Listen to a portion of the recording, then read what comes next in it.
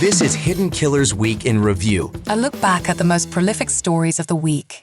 Welcome to the podcast. If you'd like to listen to an ad-free version of this episode and all of our episodes, then search True Crime Today Premium Plus on Apple Podcasts and press subscribe. That's our premium channel where all of our ad-free and advanced episodes live, all in one place. True Crime Today Premium Plus. Search it on Apple Podcasts and press subscribe. Even try it for 3 days free. Not all monsters are under the bed.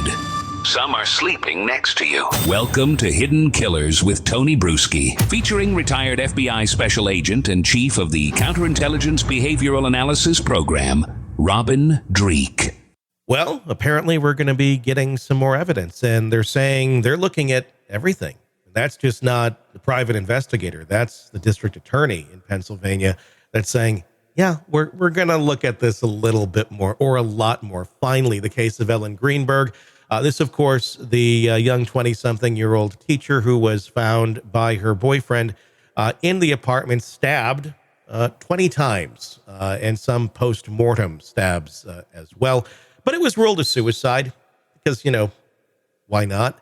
And it's just been sitting like that for more than a decade now. But her parents have been fighting tooth and nail to get the right to challenge the medical examiner's opinion on this. The Supreme Court in Pennsylvania going to be taking that up very shortly, and that could really change the game in all of this. But there's new evidence that's been coming to light thanks to the reporting and the investigation of many reporters and colleagues, Brian Etten at News Nation being one of them, raising some doubts about the original classification, even more than we've already had doubts. Bruises and such found in that report that were never really looked at. But I guess you got to say, if you're not going to take post-mortem stab wounds as being something odd, you're probably not going to be looking at bruises either. Robin Dreeke, retired FBI Special Agent, Chief of the Counterintelligence Behavioral Analysis Program, joining me to discuss. The parents of Ellen Greenberg have to be, I would hope, happy at this point that finally, after a lot of kicking and screaming, somebody is finally looking at this going, yeah, you're right. This was all very, very bizarre. Boy, happy is an interesting word for parents that went through this, isn't it? I'd say relieved that they can finally get some traction going and something that's been really probably one of the greatest injustices you and I have covered. This is really a massive injustice. 20 stab wounds and it's suicide. It's literally impossible. It is impossible. Yeah. And, it's interesting you mentioned Brian Etten. We've seen him cover some great cases before. And what a great field investigator he is. So I'm glad he was able to do this for the family. I'm glad they're paying attention to it. And let's see if justice is done. I'm glad they're taking a note of it. And that's why, a lot of times, in our day and age, and it's kind of a side note of this, press gets a bad rep a lot of time, the media does, but without the media of attention on certain cases like this, where would it go? It would go nowhere. And then you have really important people doing really bad things and getting away with it, like I think was going on right here. And they already have for quite some time. But now, thank God. I think there's probably a certain individual right now that might be getting a little nervous of the cushy life that they've been living elsewhere. Guy DeAndre, the prosecutor assigned to the case, believes there's no way that Ellen's death could be classified as a suicide and noted inconsistencies in the investigation, including the medical examiner agreeing to change the cause of death before, and then it was reclassified as a suicide. There's a lot of people in this that are finally speaking out and being a part of this case in a way that we haven't seen before. If this does get an investigation, because the thing is, it didn't to begin with. It was ruled a suicide, so nothing really happened. Nobody looked into anything. There were Samuel Goldberg, the fiance, he had family that was attorneys. They came in there, they got all the digital pieces out of their phones, laptops, all that according to the allegations. And then the scenes cleaned up and life went on. Pretty amazing that it went as smoothly as it did for them at that moment in time. Now, I'm not saying he did it, but at the very least, there's got to be some questioning or something that needs to go on here, even all these years later. Yeah, maybe not him, but definitely someone. Yeah. It's, boy, some of these cases we cover, you can see, or at least I can see with some conjecture that probably just laziness, by investigators that might have a big workload. And so they're going to kind of make it easier to let this one brush aside so I can focus on what might be more important, or I have some political pressure from an elected sheriff. That happens sometimes. And there's a lot of reasons why people will take an easier route, but this is not a case of taking an easier route. This required a level of cooperation and corruption, it looks like, by multiple people to do things that just don't make sense. I mean, first of all, every time you and I cover something, I hear that word suicide, I immediately am skeptical. Mm-hmm. Unless you're dealing with someone that is been under treatment for clinical depression, under a doctor's care, or suffering from PTSD. I mean, there's a life arc and behavior arc, as we've talked about so many times, of people that commit suicide. This is, her life, it's a spike. Whenever you have a spike in behavior, especially when it involves suicide, because it's convenient, it looks convenient, it's probably is, to someone who's trying to do, especially then when you have 20 stab wounds. Come on. And they never checked the knife for prints. They never looked at any of these things. One of the first responders on the scene, speaking up recently too, saying, look, it looked very suspicious. The 911 call was bizarre.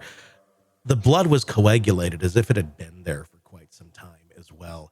All these things, I mean, anybody would look at this evidence today if they didn't think they had some sort of a golden card out of this and go, yeah, this certainly looks like a murder. But somehow, some way, this was, I don't know if this is just a really perfect example of how power can do what it does when left unchecked.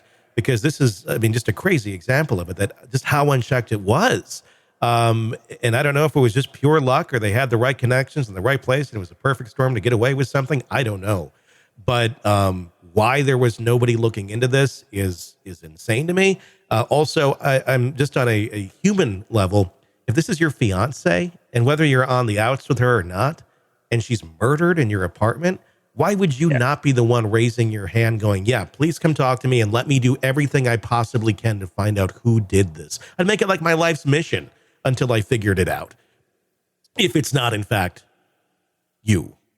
Yeah, the thing that also makes me curious about a case like this is because you needed cooperation by multiple people to not do justice here, to not do a full investigation, to reverse, things that the autopsy was saying. There's a lot of things and a lot of people, or at least a few people at least, that were involved. And so what were the levers of influence that people had on there? Because remember, people typically inherently don't want to lie. They don't want to deceive. They don't want to do things that are incongruent with behavior that's safe for them in their futures. Mm-hmm. In order for them to do that, they have to feel unsafe with that certain behavior. In other words, someone had a lever of fear over these people in some way that inspired them to take action that was not congruent with truth, justice, and the American way.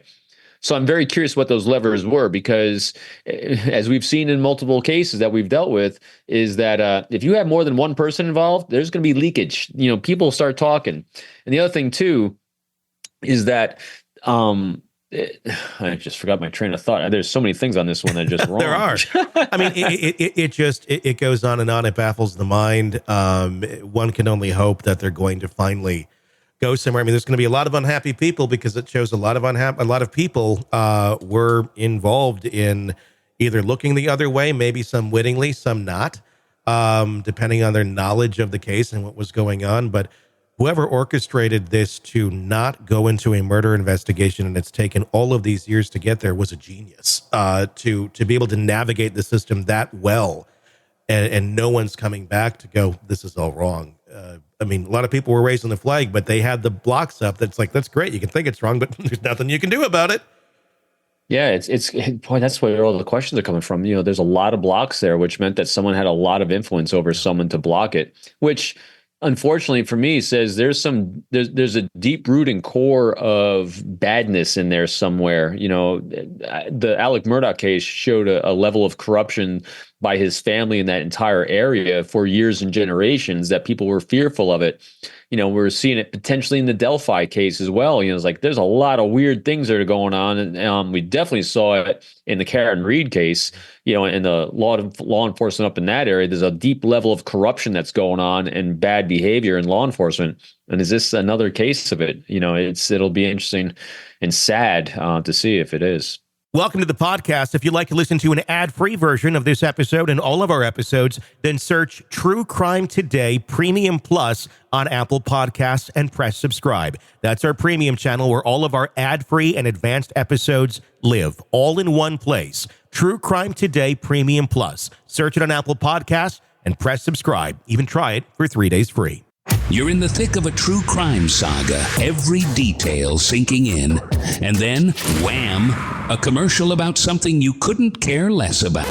It's like being served a microwaved dinner at a 5-star restaurant. But it doesn't have to be this way.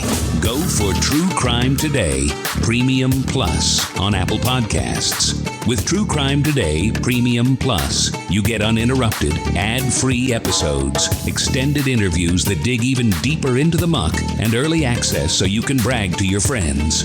It's like ordering the secret menu at a crime buffet. So, search for True Crime Today Premium Plus on Apple Podcasts, subscribe, and savor every twisted detail without interruption.